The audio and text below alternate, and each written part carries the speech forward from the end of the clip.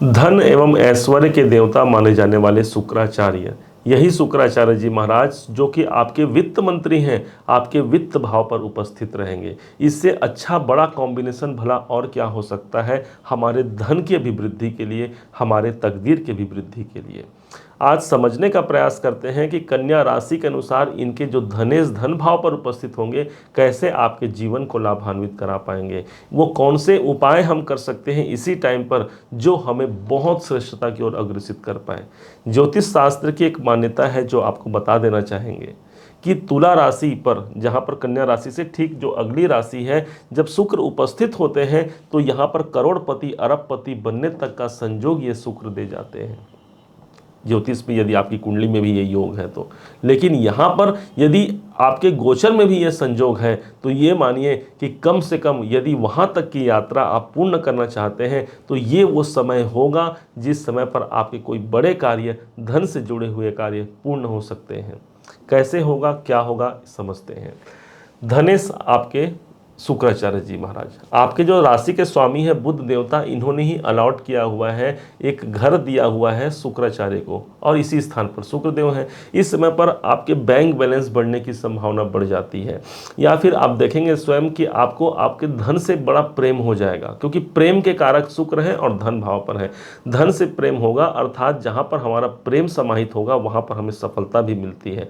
आपके कर्म क्षेत्र से, आपके व्यापार से इस समय पर धन की प्राप्ति हो सकती है। दूसरा घर वो स्थान होता है जो द्वितीय भाव होता है, वो हमारे कुटुंब का होता है। अब शुक्र देवता यहाँ पर उपस्थित है, मतलब कुटुंब में भी यहाँ पर सौहार्दपूर्ण वातावरण रहेगा, एक शुभत्व की स्थिति बन सकती है। आपसी तनाव जो काफ़ी लंबे समय से चल रहे हैं, पारिवारिक तनाव, उनसे एक मुक्ति मिलने का एक साम्राज्य आपके जीवन पर हो सकता है। यदि अब लंबे समय तक आप आर्थिक रूप से भी परेशान हैं अपने कर्जों को लेकर के, या फिर कोई भी कहीं से पैसा प्राप्त होना है वहाँ पर से यदि कोई प्रॉब्लम है, तो यहाँ पर शुक्र की स्थिति मजबूत है। वो मजबूती आपको शायद कोई उपलब्धि दिला सकती है, इस बात को कतई मत भूलिएगा।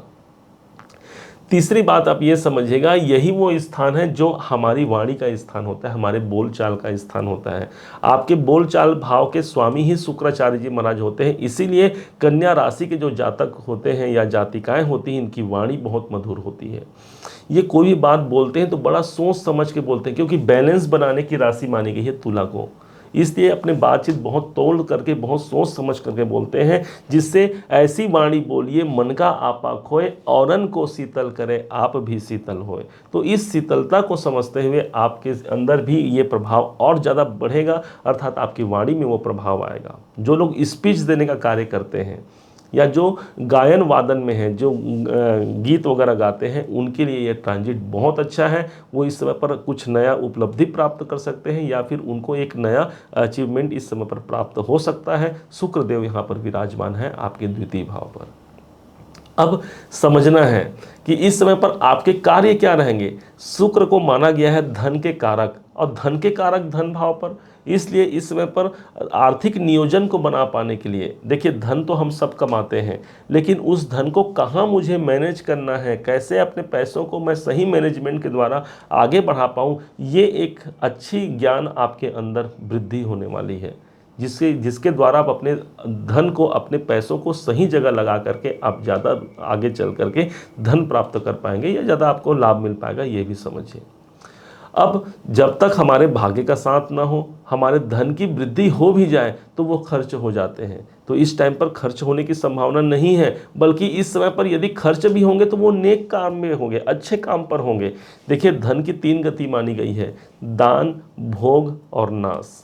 यदि हमने उसे दान कर दिया तो हमारे धन कई गुना बढ़ जाते हैं। नहीं कर पाए तो भोग कीजिए, अपनी जो भी आपकी आवश्यकताएं हैं, अपने परिवार की आवश्यकताएं हैं उस पर लगाइए। वो भी नहीं हो पाया तो धन अपने आप नाश हो जाता है, ऐसा शास्त्रों में वर्णित है। इस हिसाब से अपने धन का इस समय पर आप सुनियोजित अच्छा उपयोग कर पाएंगे, जिससे आपके धन की वृद्धि हो पाए। भाग्य की बात करें तो ठीक जहाँ पर शुक्राचार्य जी महाराज बैठे हैं, उनके आगे भाव पर अर्थात सप्तम भाव पर देवगुरु बृहस्पति का गोचर चल रहा है, आप सब जानते हैं। इस हिसाब से देवगुरु बृहस्पति ने 1 2 3 4 5 6 7 अपनी 7वीं दृष्टि शुक्राचार्य जी पर लगाया, और शुक्रदेव ने अपनी 7वीं दृष्टि देवगुरु बृहस्पति पर लगाया। एक भाग्य के स्वामी हैं, और एक हमारे धन के स्वामी हैं, दोनों का आपस में दृष्टि संबंध हो रहा है। वो एक एग्रीमेंट हो रहा है कि भाई तुम मुझे धन दे दो, मैं तुम्हें भाग्य दे दूंगा। इसका फायदा किसे मिलेगा? इसका फायदा सबसे ज़्यादा मिलेगा कन्या राशि को, क्योंकि इन्हीं के जीवन पर इन दोनों का समावेश है। इस समय पर अष्टम भाव रुकावट के भाव होते हैं, तो यदि कहीं आपके पैसे रुके हुए भी हैं, प्रयास कीजिए, ये वो समय होगा जो आपको सफलता दिला जाए। इस टाइम पर आप सबसे ज़्यादा जो काम करेंगे अपने धन को लेकर के करेंगे, इस बात को आप नोट कर लीजिए। या फिर अपने कुटुंब, अपने परिवार के लिए आप कुछ बेहतरी कर पाएंगे, इस बात को भी आप समझ लीजिए, क्योंकि इसी भाव पर देव गुरु बृहस्पति की दृष्टि है और शुक्र का आपस में संबंध है। गुरु मतलब कि आपका भाग्य, शुक्र मतलब अर्थात आपका पैसा। अब कौन से वो उपाय किए जाएं जिससे इसी समय पर हम बहुत अच्छे ढंग से आर्थिक समृद्धि को प्राप्त कर पाएं? ध्यान रखिएगा, आपके लिए प्रबल योग कारक ग्रहों में आते हैं शुक्राचार्य जी महाराज। इसलिए आपसे कहा जाता है कि इस समय पर कोई इत्र लीजिए, कोई परफ्यूम लेकर के उसे किसी स्त्री को दान कर सकते हैं तो अच्छी बात है। यदि आपकी अर्धांगिनी है, आपकी पत्नी है, तो उसे दान दीजिए। यदि नहीं है तो ये समझना है जो आपके प्रेमी या प्रेमी युगल हैं तो उन्हें आप एक गिफ्ट कर सकते हैं, एक परफ्यूम। या फिर अपने जीवन साथी या जीवन संगिनी दोनों में से किसी, अगर आप स्त्री हैं तो अपने पति को एक परफ्यूम गिफ्ट कीजिए। होगा क्या? शुक्र का प्रभाव मजबूत होगा और उसके द्वारा प्रसन्नता जब प्राप्त होगी, अपने आप आर्थिक अभिवृद्धि होगी। दूसरे उपाय के रूप में कर सकते हैं, इलायची का जो दाना होता है, इसे 108 की संख्या में शुक्रवार के दिन प्रातः काल में अग्नि मतलब घी में डुबा करके प्रत्येक आहुति दीजिए और मंत्र बोलिए ओम सुम शुक्राय नमः। इस मंत्र से आहुति दीजिए। 108 आहुति प्रत्येक शुक्रवार के दिन कीजिए, कम से कम 25 दिसंबर तक जो भी शुक्रवार इस दिन में पड़ते हैं। यकीन मानिए, धन से जुड़े हुए बहुत से मामले सुलझ सकते हैं, कौटुंबिक जीवन में बहुत से अशांतियां जो हैं वो सुलझ सकते हैं। और जब ये दोनों ही सुलझ गए, ये दोनों जब अनुकूल हो गए, तो फिर भाई हमारे जीवन में फिर और बचा ही क्या। यदि हमारा परिवार सही हो जाए, यदि हमारा अर्थ सही हो जाए, तो समझिए कि हमने सब कुछ प्राप्त कर लिया।